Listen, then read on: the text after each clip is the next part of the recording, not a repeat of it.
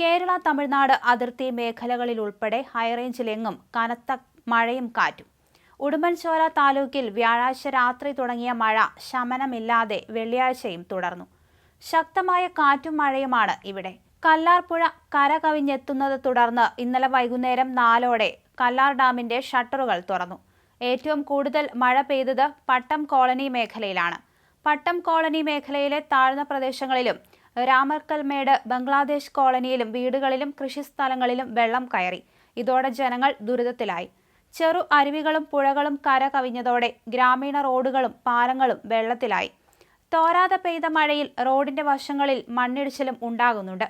Sabarimala season ആയതിനാൽ Kumily town മുതൽ lower camp വരെ വാഹനങ്ങളുടെ നീണ്ട നിരയാണുള്ളത്. വൻ ഗതാഗത കുരുക്കാണ് ഈ പ്രദേശത്ത് നേരിടുന്നത്.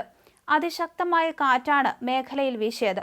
പല സ്ഥലങ്ങളിലും മരങ്ങൾ ഒടിഞ്ഞു വീണാണ് ഗതാഗതം തടസ്സപ്പെട്ടത്. കമ്പമെട്ട് പാറക്കടവിൽ വൻ മരം വീണ് വൈദ്യുതി ലൈനുകൾ ഉൾപ്പെടെയുള്ളവ തകർന്നു. കമ്പമെട്ട് കമ്പം സംസ്ഥാന പാതയിൽ വൻമരം കടപുഴകി വീണ് മണിക്കൂറുകളോളം ഗതാഗതം തടസ്സപ്പെട്ടു. തമിഴ്നാട്ടിൽ നിന്നുള്ള ഫയർഫോഴ്സും നാട്ടുകാരും ചേർന്നാണ് മരം വെട്ടിമാറ്റി ഗതാഗതം പുനഃസ്ഥാപിച്ചത്.